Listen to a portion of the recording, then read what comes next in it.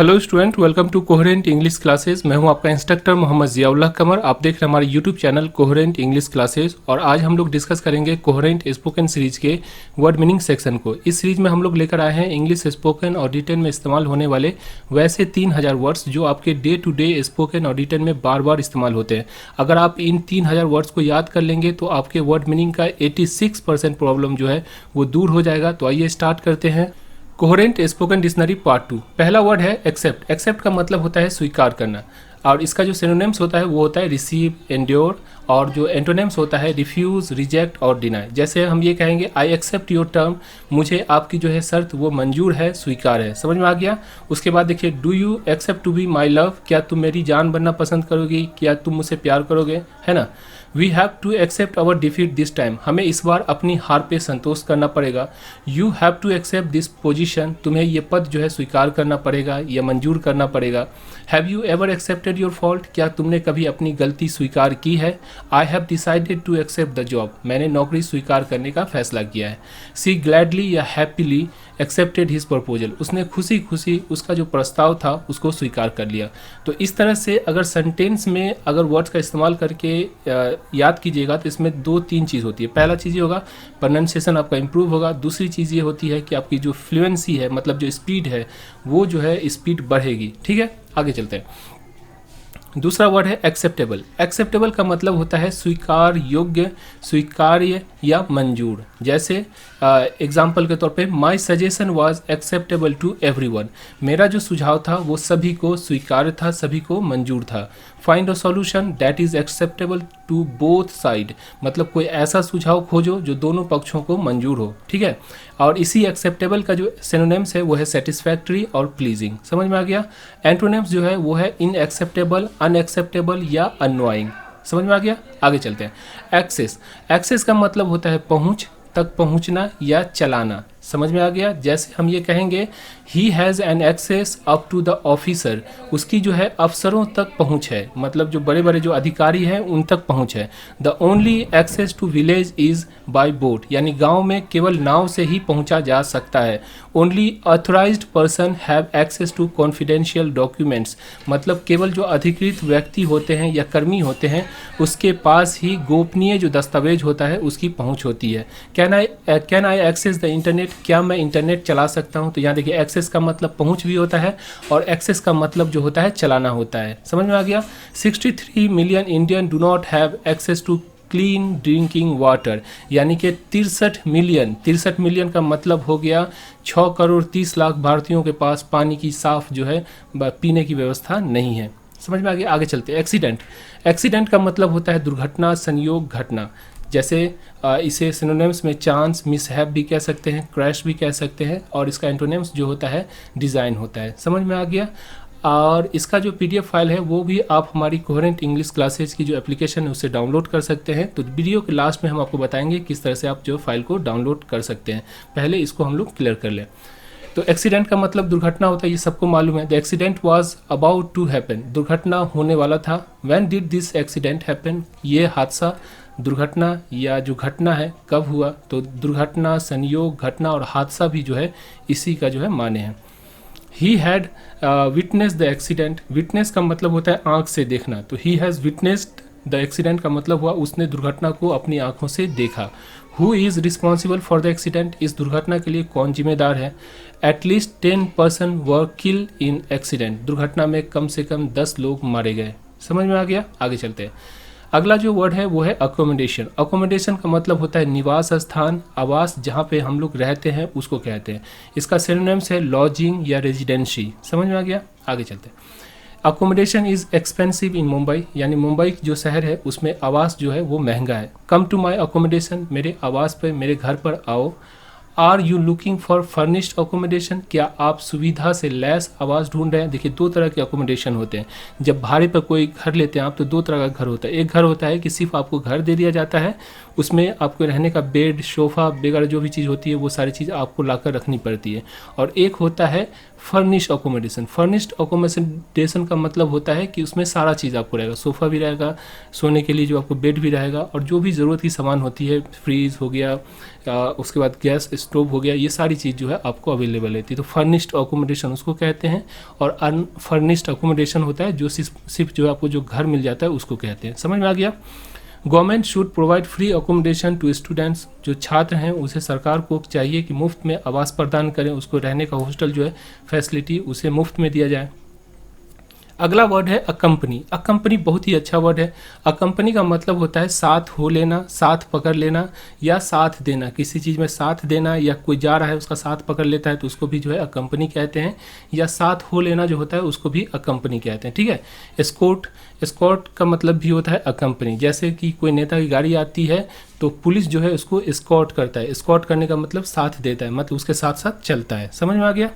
तो इसका जो एग्जाम्पल है, wherever you go I will accompany you, जहाँ तुम जाओगे मैं भी साथ चलूँगा। कैन आई अकम्पनी यू, क्या मैं तुम्हारा साथ दे सकता हूँ या मैं तुम्हारे साथ चल सकता हूँ, इसका मतलब ये हुआ।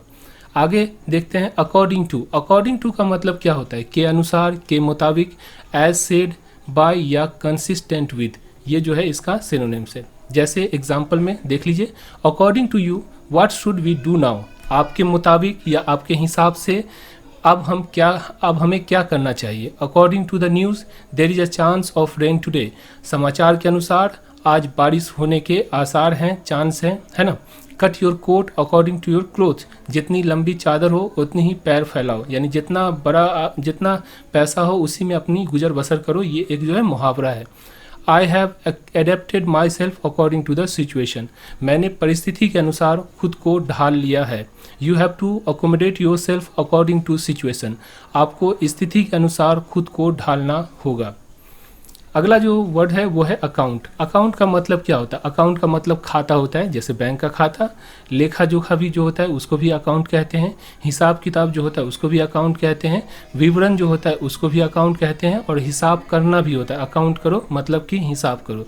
जैसे एग्जाम्पल के तौर पर यहाँ देखिए, can you give us an account of what happened, क्या आप हमें बता सकते हैं कि क्या हुआ, या क्या आप मुझे विवरण दे सकते हैं कि क्या हुआ। तो can you give us an account of what happened.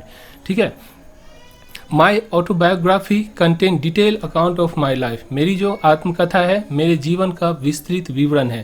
तो यहाँ देखिए डिटेल अकाउंट मतलब कि विस्तृत विवरण। I have an account in SBI, मेरा जो है SBI में एक खाता है। तो यहाँ पर देखिए अकाउंट का मतलब क्या हुआ, खाता। She gave an accurate account of the circumstances, उसने परिस्थिति का सटीक विवरण या लेखा जोखा दिया।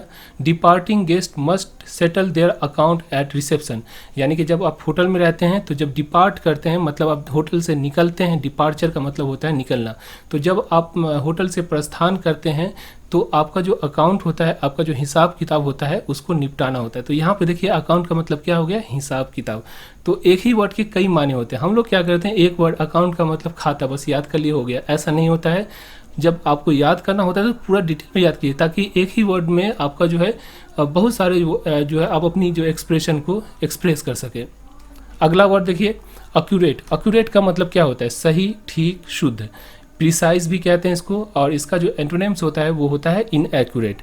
एग्जाम्पल देख लीजिए, your weather forecasting was accurate right, यानी आपका जो मौसम का जो पूर्व अनुमान था, भविष्यवाणी था, वो सटीक था, सही था।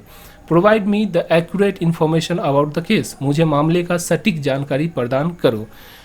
आर योर अकाउंट करेक्ट या एक्यूरेट, क्या आपका जो हिसाब किताब है, देखिए यहाँ पर अकाउंट हो गया, तो आर योर अकाउंट करेक्ट मतलब क्या आपका जो हिसाब किताब है वो सही है। तो यहाँ पे हिस्सा जो करेक्ट का मतलब हो गया सही या शुद्ध या ठीक।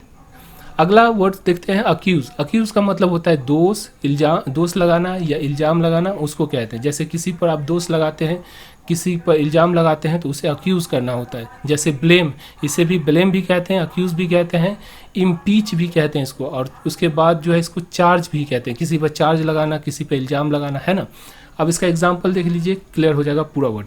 He is accused of embezzlement of money, उस पर पैसे के गबन का आरोप है। मतलब उस पर पैसा का जो गबन, एम्बेजलमेंट का मतलब होता है गबन करना, चोरी कर लेना, तो उसको कहते हैं। तो उसका पैसा के, उस पर जो है पैसे के गबन का आरोप है।